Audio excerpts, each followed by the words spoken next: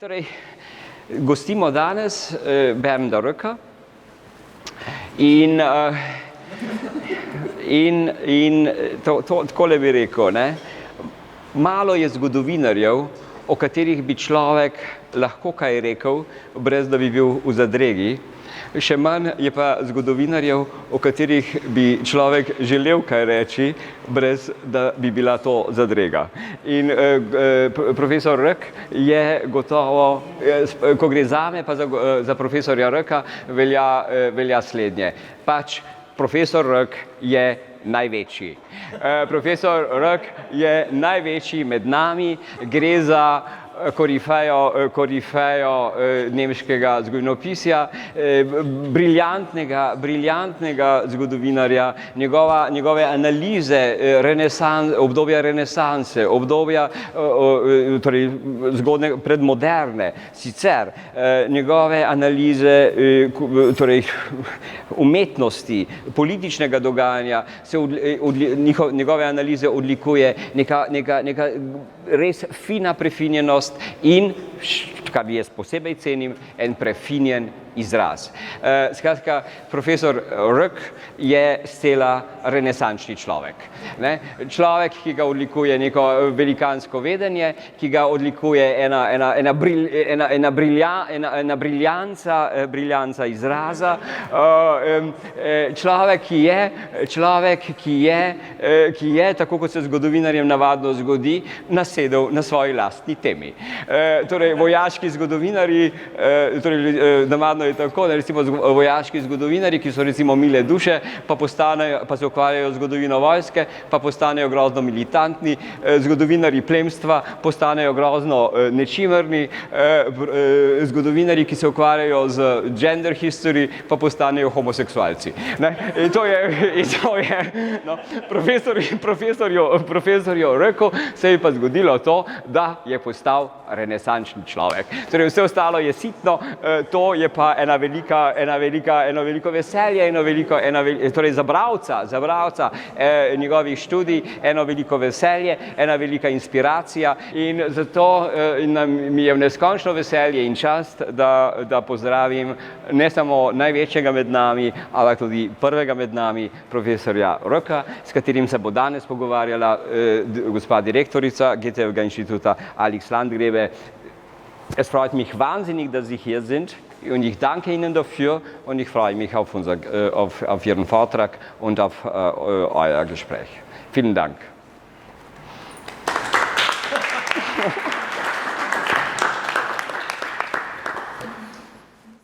Okay, my topic today is a history of the rise of Europe, of the rise of the West.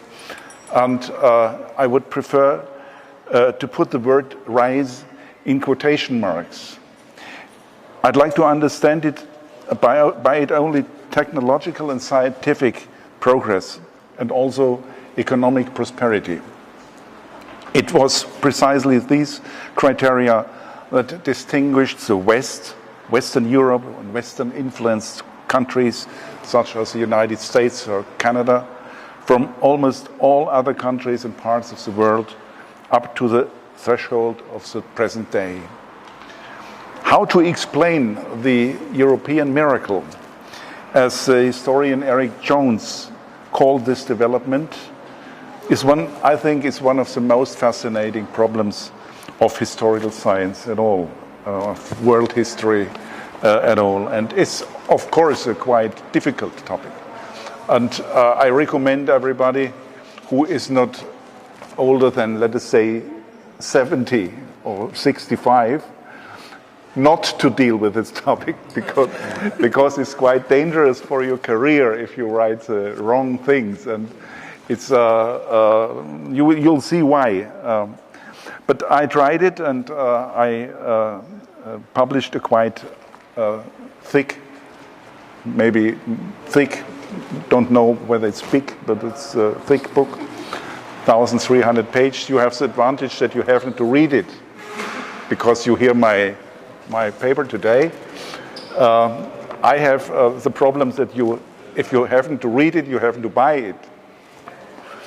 Okay. The discussion around this question has sometimes been very polemical because the statement that the West had experienced a rise into the 20th century implies at the same time that other countries did not or less succeed in doing so. In fact, there were authors who tried to construct from this superiority of the Occidental man, even of race. And please, it's clear, I don't have to emphasize it, that such theses, it need not to be emphasized, are simply nonsense. I don't want to deal with these colleagues. For reasons of time, I will also not be able to go into other aspects of this debate. You will notice that I will by no means concentrate on developments in economic history. That's a very important point because I don't think that only analyzing the economical developments is not enough. And this has not only to do with the fact that it's very difficult to reconstruct the path of the world economy over longer periods of time. I'm talking about millennia. But I would like to point out at least one aspect. Economic history assumes that what has been called the Great Divergence, does not begin before the late 18th century. The widening gap between the rich, industrialized West and the rest of the world. So you have here a first graphic, first illustration. I took from the book A Farewell to Arms, published in 2007. By the economic historian Gregory Clark. He gives a curve which tries to suggest, and this is figure 1, which tries to suggest that the world economy during the last 2,000 years, up to that period, the late 18th and the 19th century, has developed roughly in the same way, apart from some cyclical fluctuations.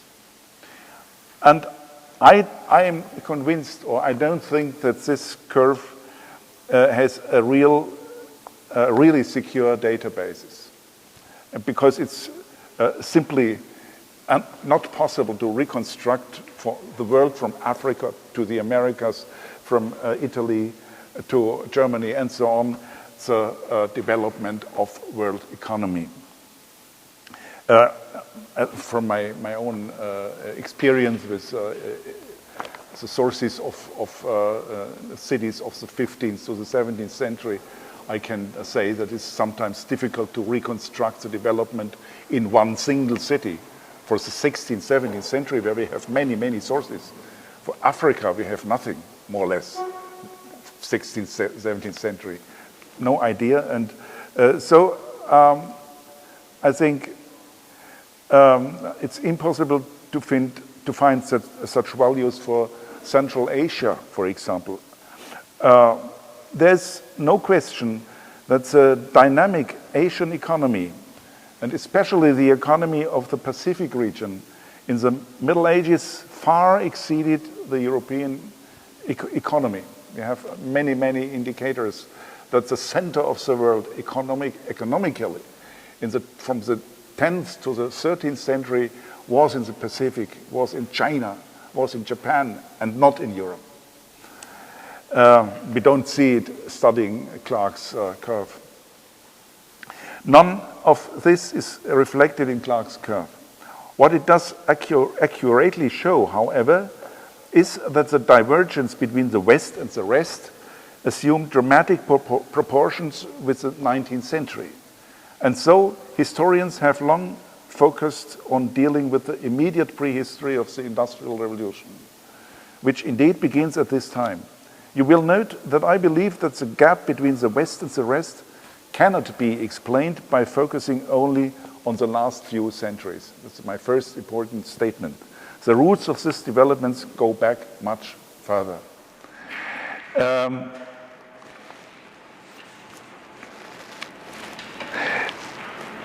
That, on the other hand, if I say to raise a question of deeper causes of the great divergence does not mean to exonerate the West. from responsibilities possibly to justify imperialism, colonialism, and racism together with the consequences. This, of course, doesn't mean if I find some other reasons, some colonialism, to conceal the homemade problems of other cultures, however, could see to not speak about these problems, would take the blame off the shoulders of corrupt elites, bloody dictators, and narrow-minded religious gods. They have responsibilities too. The comparative view, however, leads to the claim that seems scandalous at first glance. All really important inventions, scientific findings and discoveries, all really important ones. I don't speak of some good idea, some nice discovery. All really important paradigm shifts and discoveries which took place between the Middle Ages and the 19th century in a quite small region, figure 2. In a quite small region of the world that cannot even be described by the term Central or Western Europe, roughly speaking between Denmark, Central Italy, England, Germany, and parts of France. Less than 1% of the surface of the Earth, there were the real important discoveries, inventions made from the 13th century to the 19th century on. Only by, yet now scandal, pay attention, white, Christian, and male Europeans. More or less no Muslims, no Jews, no women. If you don't agree, we can have a discussion after that. And please quote examples.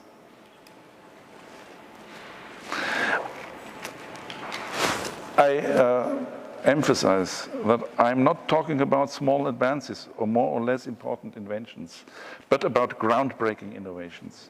From the invention of the printing press to the conception of the Copernican world, to the discovery of the circulation of blood and so on, or the invention of the steam engine. Of course, women were and are no less creative than men. Jews no dumber than Christians, and blacks no less intelligent than whites. The question then is, what conditions did the people who made up what has been called the creative heart of the world find to successfully research, invent, and construct that other cultures lacked? Why were it only white men, not women? Why no Muslims, no Jews? It simply needs explanation why, for example, the entire Islamic world, with its well over 1 billion people, has so far produced only 2 Nobel Prizes. 2 Nobel Prizes in the field of science, while little Switzerland has so far produced over 20, and the 300 in the United States. The Pakistani Abdus Salam, one of the 2 lonesome Muslim laureates, commented that among all civilizations of the planet, unquestionably the sciences are weakest in the countries of Islam. There's no more objection I have to there's one more objection I have to raise. My approach could easily be criticized as Eurocentric and teleological. But I see no other way to find out what caused the European success in comparison to the conditions in other countries than to ask what the others lacked. I will come back to this later. Nor do I claim that European development necessarily ran toward a certain goal. Only that it came about the way it did is certain. We have the result. This is clear. I therefore speak only of a space of possibilities. This is my central word, Möglichkeitsraum in German, a space of possibilities, in which certain developments could take place, but by no means had to take place. It offered the conditions for the work of a Gutenberg, a Copernicus, a Newton, or also James Watt. Certain conditions which facilitate, which make possible certain inventions, certain developments. Other where they were simply not possible. And it was a region in which the Renaissance and Humanism found their biotope. First in Italy, then in many parts of the West. And I hope you will forgive me if I refrain from discussing the terms Renaissance and Humanism in detail. We could speak about that weeks. Sometimes it's a little bit boring, and it's just late, and I don't talk about this point. Only this, the prehistory of Renaissance and Humanism leads back much further back than the Swiss historian Jakob Burckhardt, the real inventor of the Renaissance, thought. From the 12th century onward, central defining characteristics of what we call the Renaissance become more and more apparent. Increasing preoccupation with ancient lore, more and more writing about secular matters, very important. I would like to call this incisive, important process a discourse revolution, eine Diskursrevolution. That from the 11th, 12th century on, the texts about secular topics, worldly topics, grow, the number grows. They become even more and more important. Around 1240, the extant works of Aristotle were almost completely available. With the reception of Roman law, first again in Italy, then in Europe and half the world, the most important Renaissance before the Renaissance took place. The fact that Italy became the country of origin of the Renaissance has not least to do with the fact that in its libraries and archives by far were to be found the richest tradition of ancient writings, technical handbooks, books about natural philosophy, mathematics, political philosophy and ethics, medicine, comedies, satires. In these books, cultural streams from long ago and from far away flowed together. In addition, the country's Greek and Roman past was present in the form of ruins, as you know, works of art. I saw a sarcophagus here. You have, even here, Roman rests. Okay, so it's part of the humanistic world too. Works of art, inscriptions, that is very clear. The decisive factor was that the ancient tradition was not merely copied and held in reference, but that what was thought by the Greek and Roman scholars and technicians was criticized or further developed. It should also be emphasized that although the Renaissance was not hostile to religion or even atheistic, as a popular myth suggests, it was nevertheless much more oriented toward secular things than any other intellectual movement of the Middle Ages.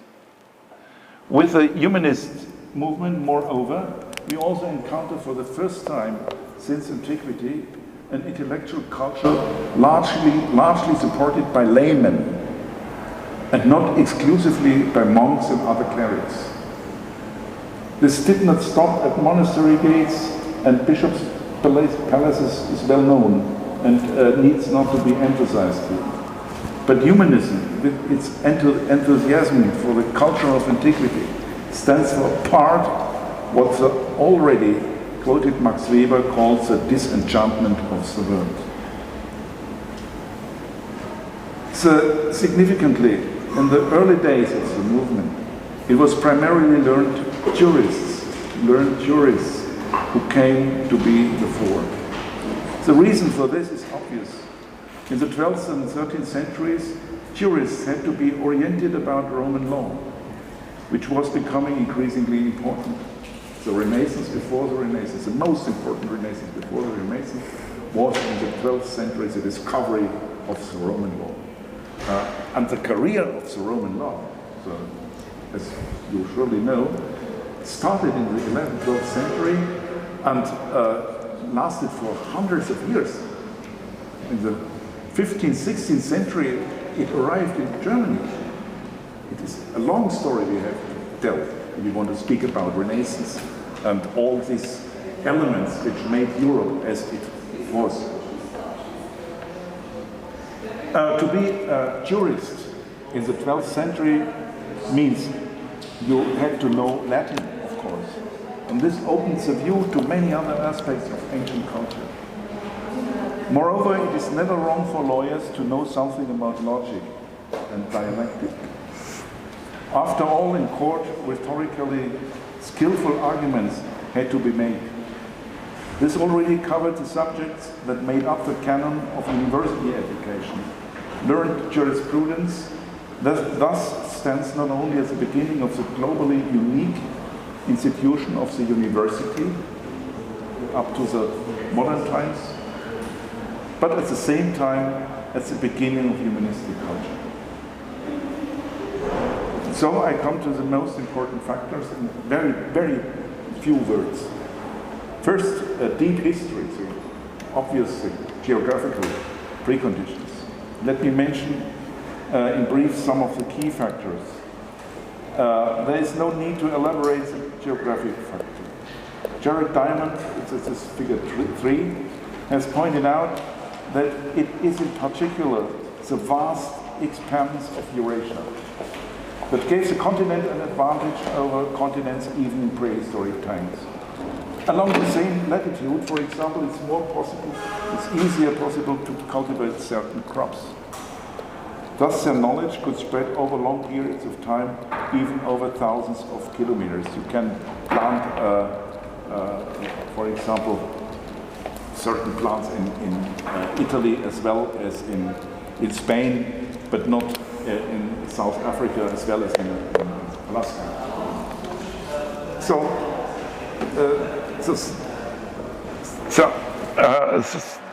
Are easier to make cultural transfers along these geographic structures.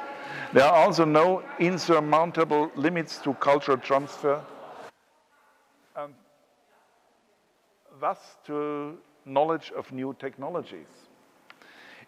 Innovations seldom or never emerge without cultural transfers. That's the point.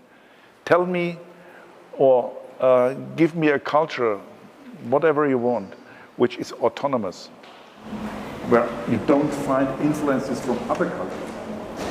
You will find maybe somewhere a lonesome island in the Pacific. No idea.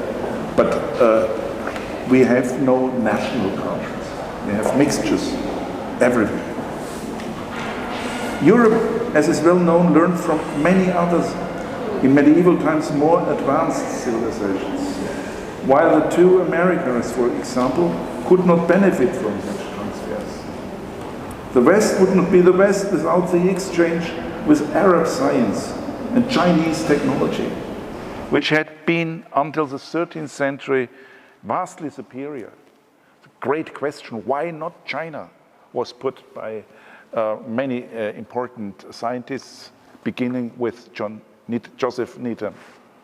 A large part of the ancient lore came into the hands of European scholars thanks to the translation work of the Arabs. The so-called Arab numerals, with which we are reckoning until today, the decimal system, were an invention of India and came to Italy via Baghdad and from here pushed further north. To try to construct or to use a computer without Arabic numerals, impossible. We need these things. Next point, political diversity. A factor of outstanding importance was that in Europe a variety of states with institutions and corporations and finally parliaments formed. For the development of humanistic culture and of Renaissance culture in general, it was a very, very important advantage that there was competition among these states, which was fought out not only through wars, but also in the cultural fields. This opened up numerous opportunities for patronage. Patronage means salaries and rewards. Countless potentates employed artists, literati, and since the beginning of the modern era, are also humanistically educated scholars. Think that the courts in early modern medieval Europe, the courts, were this what today universities offer. At the courts you found freedom to work, to study, to discuss. You had your salary. Today universities have not the same freedom we had at the courts sometimes in the 15th century. You have the Bologna system too, I presume. Horrible bureaucracies and discussions, but it's another topic. One of the advantages of Europe's small-scale political structure, here we are, as far as I know, in a nation, in a state with 2 million inhabitants. Compared to Hong Kong, it's a small quarter of a city, but it's a state with a great culture and with people proud to have a very wonderful cities here and wonderful landscape and wonderful books producing an own language and so on. One advantage was that there were always opportunities for escape or evasion if one came into conflict with the authority. Non-conformists and mavericks could always quickly evade to another state, to another autonomous city. The next town or the next state was often only a few kilometers away. To Italy, 2 hours with a car. 50 minutes. From here, 50 minutes. Yeah, 50 minutes. Yeah, if I say something wrong, in 50 minutes I'm in Italy. Exactly. Cannot. Anyway. And this is good for freedom. And it's good for freedom of thought. And unlike in other cultures, the most important example being China, Europe has been spared invasions since the early Middle Ages. No invasions as you have always in China. And if you compare the structure of Europe with the many small states, small hundreds and hundreds of courts with the structure of Asian states, China, for example, or even India, or even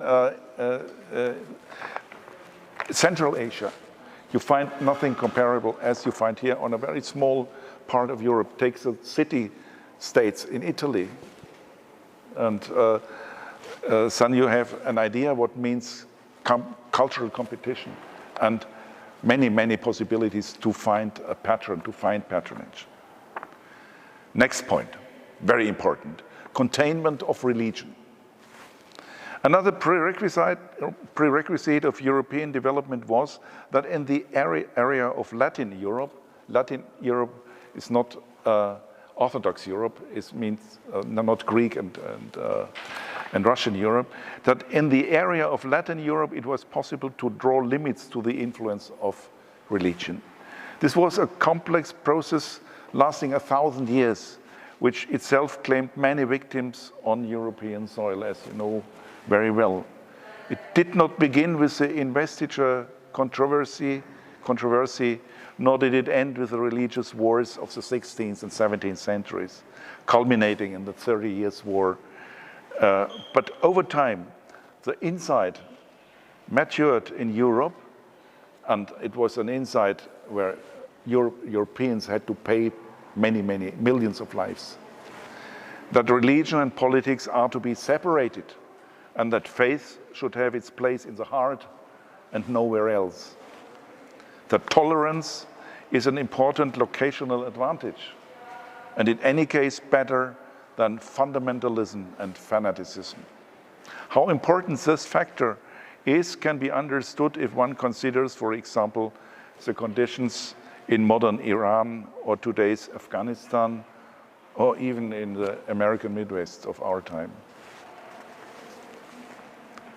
Next point, open societies and middle classes. Thus, comparatively open societies developed. Nobody understood what I said? They understood, but it's touching you. It's okay now? So,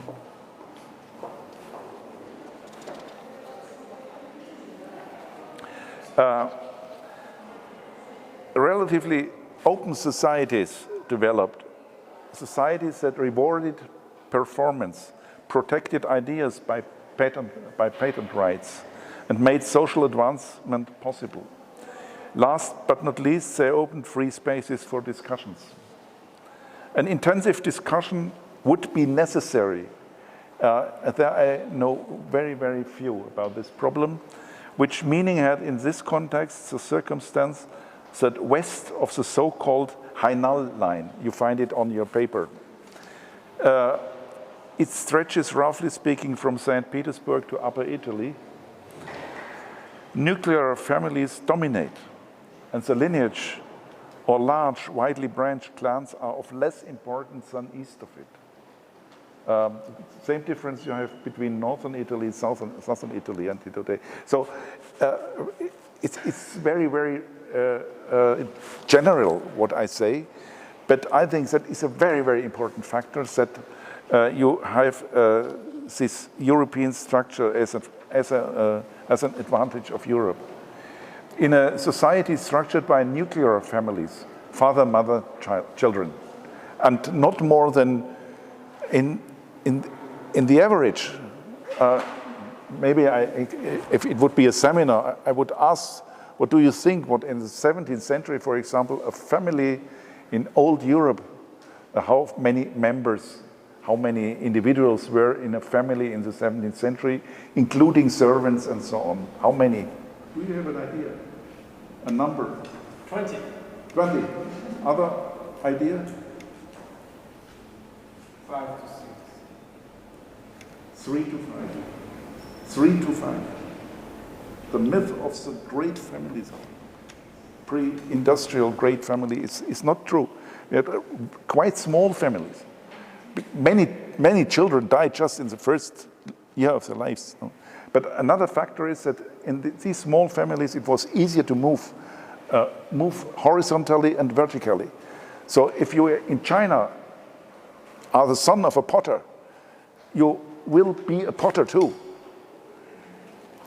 In Europe, it can happen that you are the son of a general, as maybe illegitimate. Francesco Sforza was the son of a peasant girl and a captain of the Milanese army, and he became Duke of Milan. This is impossible in many other cultures. It is obvious that this openness is good for economic activities and also for creativity. Almost all important thinkers, artists, and inventors came from these strata. To put it very succinctly, those who move at the middle level, it's maybe true for us here in this room all, we are afraid of falling into poverty, or we hope to rise, and both spur activity. Next point, communication systems. Moreover, it was precisely these strata, namely the urban middle class, that shaped the book market. They wanted to educate themselves, wanted to read and wanted to buy books, and thus laying the economic foundation for Gutenberg's epoch-making invention. This does not mean that the clergy and nobility did not also turn to books. But it does mean that in this part of Europe there was a huge market for the product book, where thousands and thousands flocked. China, as you know, also knew printing with movable types, but not the screw press.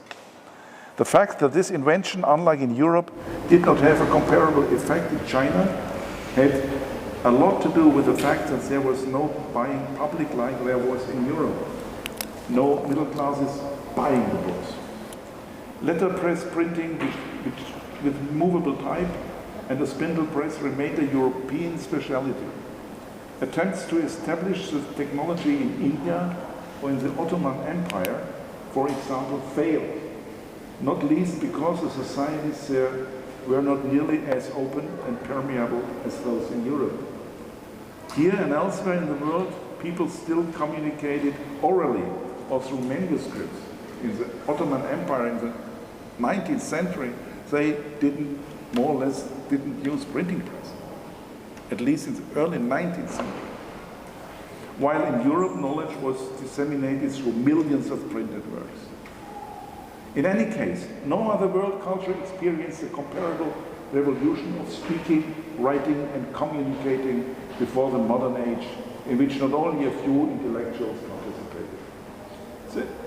The humanist Stefano Guazzo remarked in 1574 that works passed through the hands of 100,000 readers and made their authors famous and immortal in the world. And Galileo stated, "What sublimity of mind was his who dreamed of finding means to communicate his deepest to any other person, though distant by mighty intervals of space and time. Of talking with those who are in India, of speaking to those who are not yet born and who will not be born for 1,000 or 10,000 years. And with what facility? By the different arrangement of 20 characters upon a page." An initial summary. Then I speak about the humanism in this context. Just saw that it has something to do with humanism, but I will be more concrete. We observe that many of these developments took a very long time. They are also interdependencies. I will give two examples. The first is the history of paper, a magical material, until today. Paper was invented in China in the 2nd century before Christ, arrived after a long journey through Central Asia and the Arab world in the 11th and 12th centuries in Spain and Italy. The earliest European written records on paper date from the first half of the 12th century. The first Italian paper mill was established in 1276 in Fabriano, in the region of the Marche. From now on, the journey was more rapid. France had known paper since 1338, Germany around 1390, England not until 1494.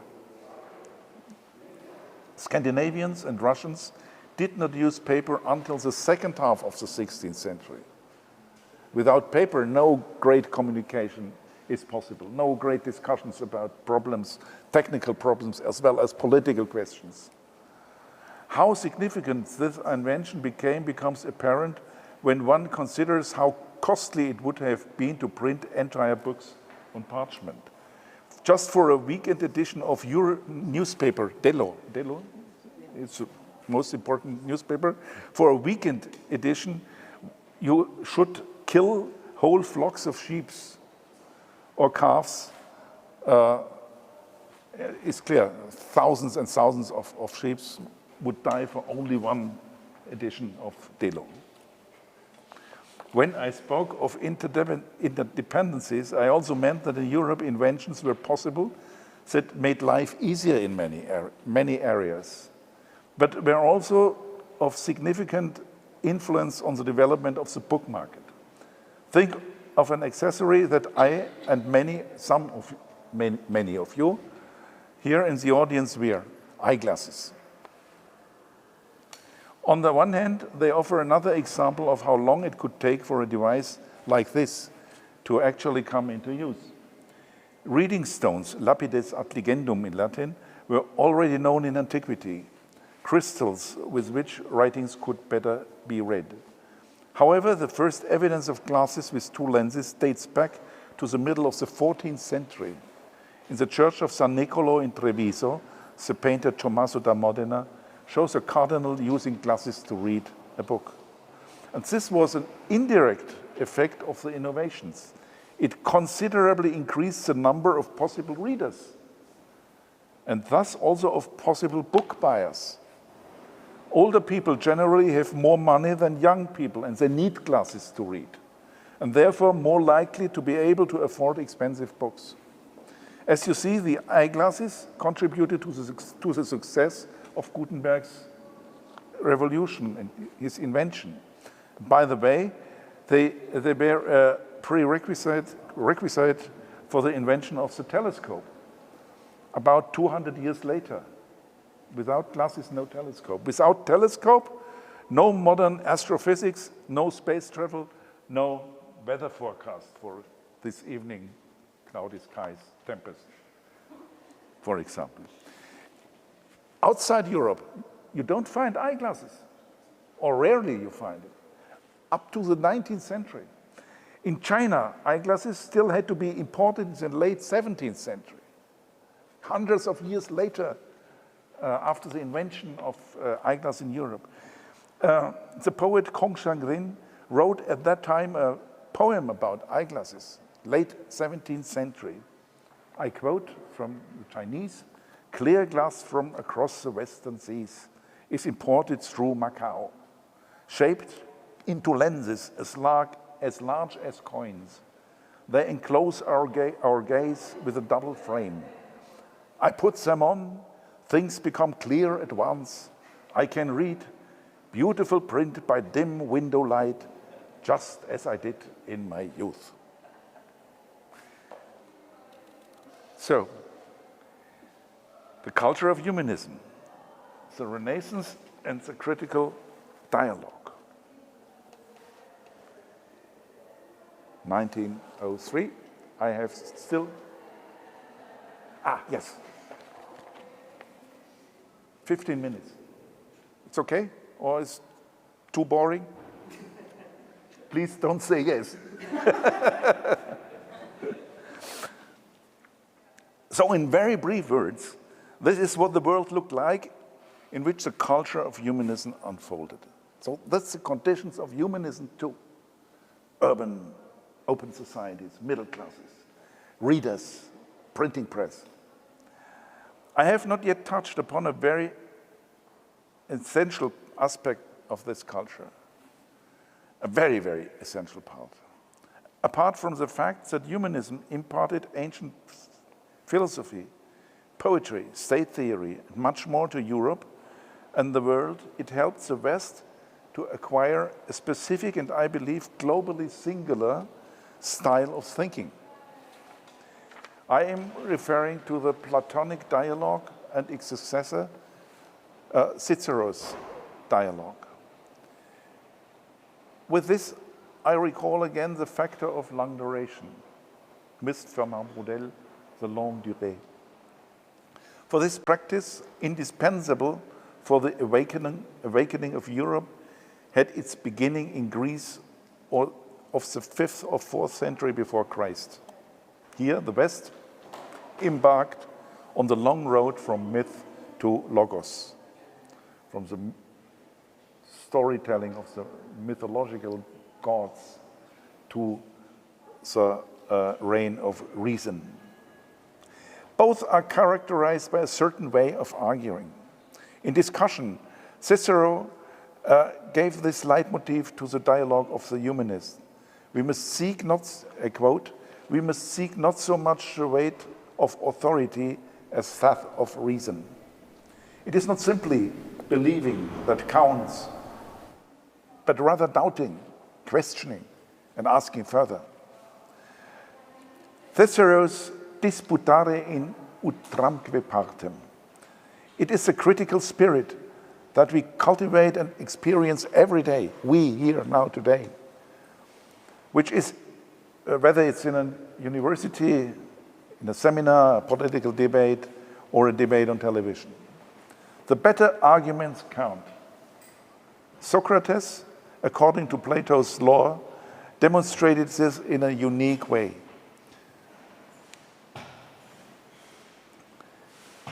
He does not give in easily. He entangles his opponent in contradictions. By questions alone, he makes it clear that truth does not simply shout in the alley, as Cusanus once put it. Rather, it shows that absolute truth is probably to be gained only in mathematics, and also that complicated questions sometimes require complicated answers. The Platonic dialogue demonstrates how to think scientifically, how to find solutions by permanently questioning what is found. Applied to today's conditions, his strategy is the opposite of demagogic grandstanding, and thus the opposite of populist rhetoric, as practiced today by people like Trump, Boris Johnson, and many others. It was precisely this critical dialogue that was revived by Renaissance humanism. The Middle Ages had also known dialogic literature, but the vast majority of texts dealt with religious themes. The prerequisite of its Renaissance was first of all the rehabilitation of the secular pleasure, and thus of the pleasure of discussing secular questions, including scientific and technical ones, political ones. Among others, the humanist Lorenzo Valla was its protagonist. His dialogue on the true good from 1433, a revised version of De Voluptate, on pleasure, attracted the attention of researchers, not least because in it, its author discussed in detail the rhetoric of debate. The reader is offered a subtle intellectual game whose decoding is a pleasure. Valla's discussions process patterns of the Ciceronian dialogue. At the same time, humanists were discussing more and more profane topics. The spectrum broadened to include art theory and urbanism. New scientific perspectives were opened up by the discovery of Lucretius' De Rerum Natura. Antonio Beccadelli's Hermaphroditus shocked prudes with pornography. There had not been anything like it since Ovid's Ars Amatoria. Early examples of the rebirth of this genre, the Renaissance has been called a dialogic cultural epoch, are offered by Petrarch's Secretum and Bruni's Dialogi ad Petrum Paulum Histrium. Antonio Galateo's dialogue Hermita offered a satirical critique of the church that circulated alone in secret. What most of the early dialogues had in common was that truth could be gained through conversation, what we are doing every day. In the intellectual hothouse climate of humanist Florence, then half of Europe, a renaissance of eloquence, as Patrick Baker has put, unfolded, of which Bruni was considered the restorer. So from the 15th century on, you have the humanistic dialogue as a central aspect of humanistic culture, and based upon ancient antique models from Socrates on. Thus, from Italy to England and Scandinavia, scientific cultures were formed, institutions of dialogue. Besides informal discussion groups, sodalities and academies, with the Royal Society in London as the most important, here, and of course through books and correspondences, humanistic Europe became by far the most important discourse space in the world. Neither the Islamic world, nor China or Russia, and certainly not Africa or the pre-Columbian Americas knew anything comparable.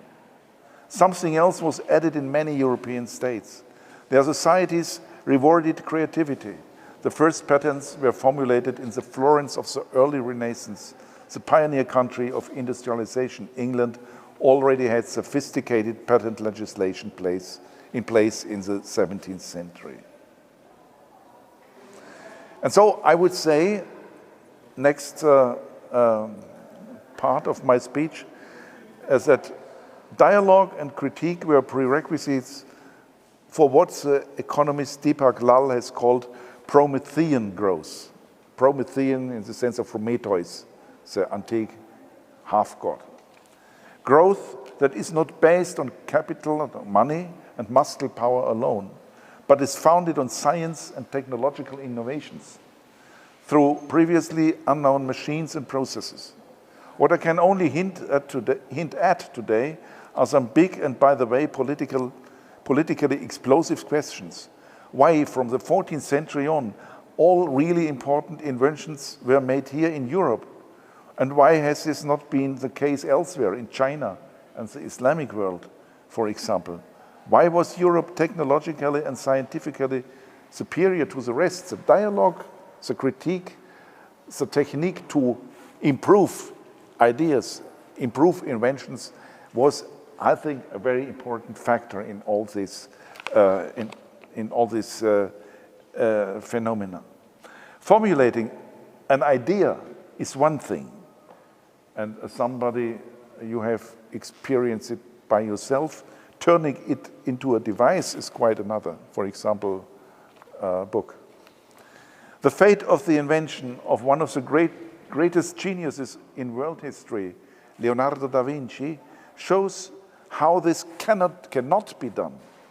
He not only invented machines that were completely fantastic in his time, such as flying machines or fearsome weapons, but also devices that would have actually worked. Ball bearings, for example, or an improved version of the printing press, a very important invention, but never realized. His anatomical drawings were more precise than anything developed in the world in this field until the 18th century. But these and other works remained inconsequential because Leonardo never published his texts and construction drawings. And so they could not find their way into the great discourse of the humanists or even the technicians, and in this way gradually be improved and brought to product maturity. The history of the steam engine offers an example of how a scientific culture and a dialogue that lasted for centuries, actually millennia, produced a breakthrough innovation that still influences our own time. One could begin how Heron of Alexandria and other Greek thinkers began to use steam power for technical gadgetry. We could continue with a description of the development of the wheel clock with escapement, which was invented somewhere in Europe, perhaps in Italy, around 1300, and anticipated essential components of the steam engine. We had to speak about the discussion on the power of the vacuum and the development of the piston. All these and other elements were communicated by the printing press since the 16th century. First machines were copied, underwent improvements. In the end, there were steam-driven pumps and finally locomotives. Rails, by the way, were used independently in mining since the late Middle Ages. The principle was published in 1556 by the humanistically educated physician and geologist Georg Agricola. Another important element was the screw. Everybody, at least, no, today, not only males use screws for homework, no? Screw is a very common thing. Its invention was probably far more important to the emergence of the industrial world than any Protestant ethic. Until the 19th century, the screw remained largely unknown outside Europe. By the way, as glass remained unknown in India and China. Make chemistry, modern chemistry, without glass. Not only spectacles, but chemistry too. It is interesting to note that the screw press, which works on the same principle as the screw and was a decisive element of the Gutenberg Revolution, also remained unknown outside Europe. Just the Romans knew how a screw press works. And maybe via manuscripts copied by humanistic interested manuscript hunters, the screw found their way to the European culture. Construct a steam engine or a car without using screws is impossible. Without steam engines, this city has much for itself. The industrialization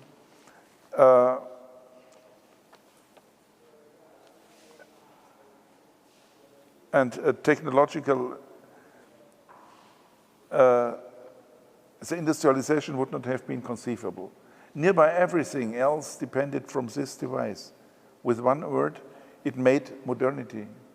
Without useful knowledge, accumulated and critically discussed over very long periods of time, its development would never have been possible.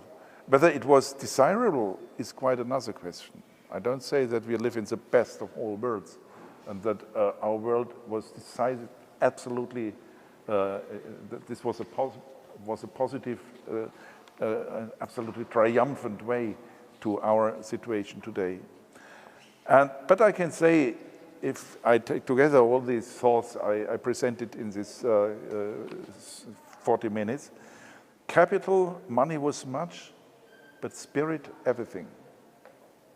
Breakthroughs need freedom, quietness, and communication. The seeds of knowledge may be planted in solitude, Samuel Johnson, not Boris, writes. They must be cultivated in public. And you need clever minds. If I speak about the great structures, the important developments, let's not forget that you need a Galilei, a Newton, and some others. Without the discourse evolution, the printing press, and in their wake the spread of the principles of dialogue along the antique patterns, the scientific and technological upheavals of modern times would in all likelihood not have taken place. The example of all examples is offered by Galileo's conversation on the two most preeminent world systems, which probably contributed more to the acceptance of the Copernican world model than any other text. It was not respect for the old, but rather criticism of it and the overcoming of established paradigms that founded the Western version of modernity. The just quoted Guazzo was right when he stated, "It seems to me quite obvious that knowledge begins with conversation and ends with conversation." By means of it alone, he said, the scholar could make the test of his science, just as a blacksmith tests the strength of armor by shooting a gun or thrusting a lance.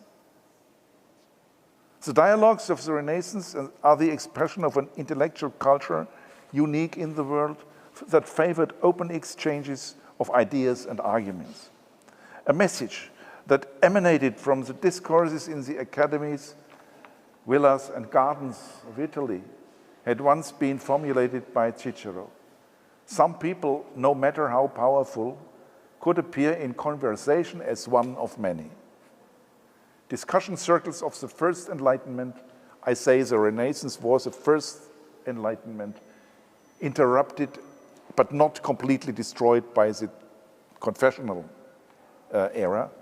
The First Enlightenment constituted protected spaces in which conscience could articulate itself, and in principle, freedom prevailed to talk about everything. The Greek word paresia in the positive sense of the term, the right of a free citizen to speak openly at the public assembly of the polis, the city. That's the right we have in some few countries of the world today. Above the view of the great development, we should not forget the importance, as I said, of the individual. Science, entrepreneurial spirit, and not least genius, culminated in all essential inventions. Just as screws can hardly be removed from the prehistory of the steam engine, the small group of inventors who actually brought about the turning points can hardly be eliminated. Their hard work, the calculations, corrections of partial solutions, observations and checks and discussions with others. At some point, a moment eluding all reconstruction of the historian must have come. The moment when thinking changed direction and something really new came into being, something really new. When Gutenberg began to play with letters, when Copernicus around 1514, it must have been, stopped the sun. And when James Watt invented the ingenious mechanism named after him in 1784. So I come to my conclusion. End is at hand. In China, India, Africa, and elsewhere in the world lived surely many clever minds and some geniuses. However, in their cultures lacked many of the prerequisites that a Copernicus found in Italy and abroad. A Chinese or an Arab Copernicus couldn't have found an Arab Kepler or an Arab Newton. You know, Copernicus was not the end, he was the beginning of a revolution.